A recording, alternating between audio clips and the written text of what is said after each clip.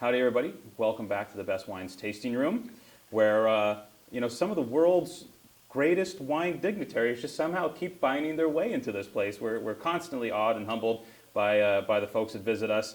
And today we have one of the true greats, Giovanni Folonari, from Tenute Ambrogio Giovanni Folonari. Complicated name, huh? Yeah, no, but it rolls right off the tongue, man. Yeah. Italian's such a cool language.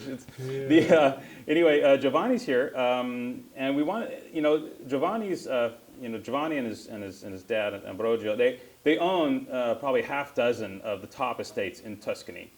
Now, but for the sake of brevity today, because we could go on for hours, literally. I mean, Giovanni is like an encyclopedia of Tuscan information. The man's amazing. Wow. But we're gonna focus today on one particular wine from one particular estate that these cats work with. And basically, it's a wine that I've always intrigued by over the 20 years I've been tasting wine. It's a wine called Il Pareto, and basically it's 100% Cabernet Sauvignon wine from their estate in Chianti. Now, Giovanni, when did you plant this vineyard, the Cabernet Sauvignon part of the vineyard? Well, we started when we thought we had to create new wines from the area. So that's when the Super Tuscans were born. Actually, they were born a little before, but when we started, which means the early 80s, we were very few of us producing these type of wines. And the first wine we started with in the area, very close by to the Nozzole estate, which is in Greve in Chianti, that's between Florence and Siena, was Cabreo, and that's a blend of Sangiovese and Cabernet. But we felt that was like most of the Super Tuscans made at the time, were either blends or straight Sangioveses, because straight Sangiovese you were not allowed to use and make a Chianti Classico, because Chianti Classico at the time forced you to use Canaiolo as well, which is another red variety, and 20% white varieties, Trebbiano and Malvasia. Kind of crazy. Still well, that's unbelievable the era of the fiasco. Yeah. So the nice straw bottle, easy going, easy drinking, jug wine every day on the table, like bread and like water. Yeah. These were very different. So our idea was also to try and see the potential of Tuscany in making an IGT, a so-called Super Tuscan, but using only Cabernet Sauvignon. Because of the Tenuta di Nozzole had the right, we believed it had the right climate and also the right soil, we planted the Cabernet Sauvignon. Shortly after we started with the Cabreo in Zano, so that was around 1981, 1982 was the first vintage of Cabreo. And so during that time we planted some of these Cabernet vineyards in Nozzole, and by the time the vineyards were like 7 or 8 years old, we decided to try and make a straight Cabernet instead of doing a blend in Nozzole also. So the first vintage of Il Pareto was 1987. The thing I like about this wine is that this clearly shows how such an international variety like Cabernet Sauvignon can, in Tuscany, yield a wine that has a lot of Tuscan character in it. Yeah. And so I like to say this to some Tuscan people, producers, that are afraid that with all these international varieties we're gonna totally ruin the image and the origins of Tuscany and its wines, and make wines that are just for the international palates. Every time I have arguments with these people, I tell them to taste Il Pareto, and when they taste it, they always think that there is Sangiovese in it.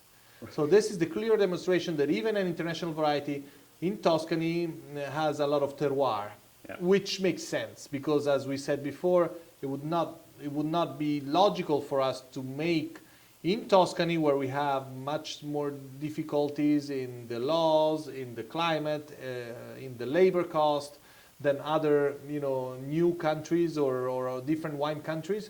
It would be logical to make a wine with an international variety like Cabernet Sauvignon and just have it taste like any other cabs. Right.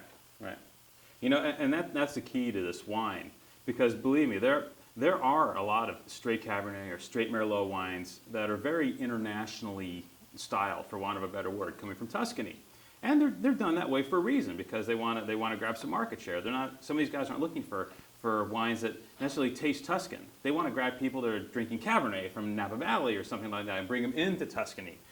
But the key to this wine is the Tuscan nature of the terroir. The terroir is so strong in this wine. Giovanni's completely right when he says, my God, everybody thinks there's Sangiovese in it. And we tell people it's 100% Cabernet Sauvignon, they kind of freak out, like, no, no, no, no, no, no, no, no. And you're like, yeah. The distinctive nature of that terroir outside of Greve, those galestro soils, the elevation, everything coming together to create, to me, one of the coolest wines produced in Tuscany.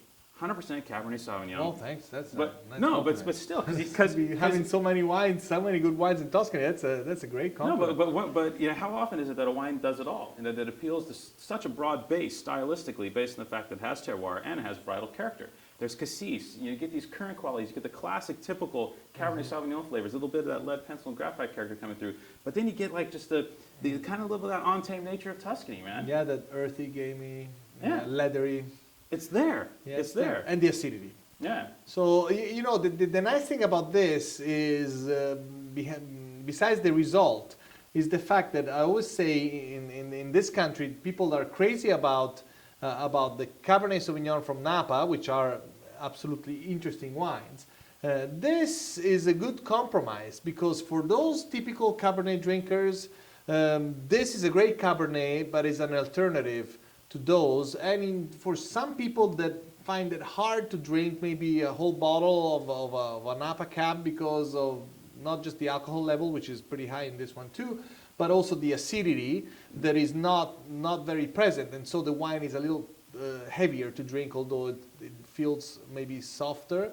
This is a great compromise. So it's good for those that like more elegant and old world style wines, but it's also good for those that like the typical Cabernet. So what I always hope, because I love the steakhouses in this country, I think you guys have great meat, to go there and say, okay, you drink the typical Cab, well, try a different Cab. Yeah. This would go very well with steak, by the way. So I couldn't have said it better myself. Bistecca Fiorentina, yeah. or just Or a ribeye, nice ribeye. Yeah. glass of Il Porterhouse. Pareto, Yeah. game over. Giovanni Folonari, thank you so much for coming today. Well, thanks Yeah, cheers. to We you really appreciate it. and for your time and the support. Yeah. That was very important. Check this out.